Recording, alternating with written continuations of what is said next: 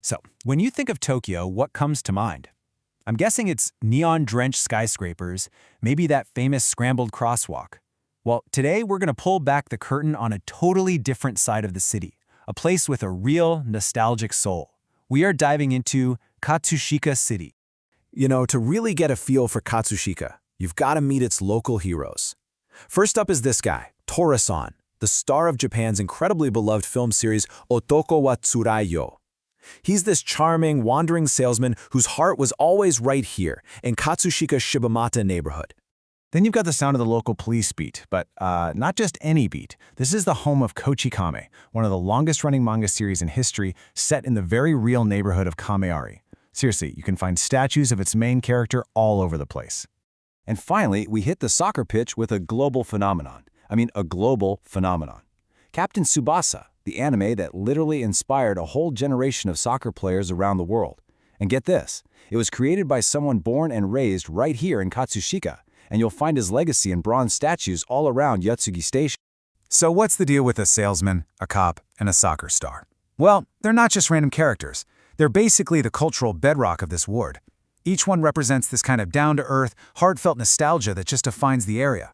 They're our way in, our gateway to understanding what makes this place tick. And that really gets us to the big question, right? Why does Katsushika have this unique vibe? The answer, in a word, is its identity as a classic Shitamachi neighborhood. But what on earth does that actually mean? Okay, so Shitamachi. Literally, it translates to low city. And yeah, that's partly because it's in the low-lying parts of Old Tokyo, but honestly, it's so much more than that. It's the word for these working-class districts full of narrow streets, little family-run shops, and this incredibly powerful sense of community. It's the complete opposite of what you might call the Yamanote, or high city, the fancy, polished parts of town. And that whole Shitamachi spirit, it's literally built on a foundation of hard work. The economy here isn't run by huge corporations. It's powered by thousands of small and medium-sized businesses. We're talking about these machikoba, these incredible, tiny, often family-run factories that specialize in everything from metal stamping to making rubber parts. It's even known as the town of toys, because it's the home of the famous toy company Takara Tomy. But you have to wonder, right? How did this place become such an industrial, working-class hub in the first place? Well, for that, you've got to look at a map. You have to look at its geography.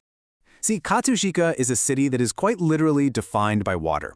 It is sandwiched between two massive rivers. You've got the Etagawa River on the east, the Arakawa on the west, and then the Nakagawa cuts right through the middle. This geography, it's the key to everything. This geography makes its landscape just incredibly unique. So while a lot of Tokyo is built up on these higher, more stable plateaus, Katsushika is totally different. It's an alluvial plain, basically flat, low-lying land built up over centuries by river deposits. And here's the kicker. Huge parts of the ward are actually in what's called a 0-meter zone. That means they are below sea level, which, as you can imagine, historically made them incredibly vulnerable to flooding. Okay, so when you put that unique geography and that hardworking culture together, you get a really fascinating history. Let's do a quick run-through of how this land between the rivers evolved into the place it is today.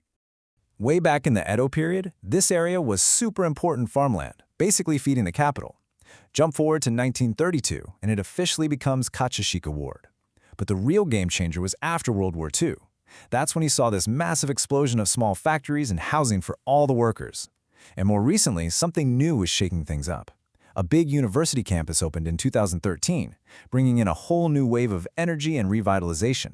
So today, you've got about 460,000 people calling Katsushika home. It's a really dense, vibrant community. But if you look closer at who makes up that community, you start to see a really interesting story about its future. So check this out. When you compare it to the rest of Tokyo, Katsushika has a noticeably older population. And that makes sense, right? It's a community with really deep roots, where a lot of folks have lived their entire lives. That's a huge part of where that stable, nostalgic feeling comes from. But that's not the whole story. At the exact same time, a totally new chapter is being written here. The ward is becoming more and more diverse. What's drawing people in? Well, for one, the rent is more affordable, but it's also that strong community feel. People from all over Asia, China, Vietnam, the Philippines, Nepal, are making Katsushika their home, and they're adding these amazing new layers to that classic Shitamachi culture. So what you end up with is this really fascinating duality. It's like Katsushika has a Showa-era soul, that nostalgic vibe from Japan's post-war boom years, but it's living and breathing inside one of the most futuristic megacities on the planet. It's this incredible bridge between Tokyo's past and its future. And all of this really leaves us with one big important thought. As Tokyo just keeps modernizing at this relentless pace, places like Katsushika are up against a unique challenge. So I'll leave you with this. In a city that is defined by constant change, what does it truly take to preserve a place's heart?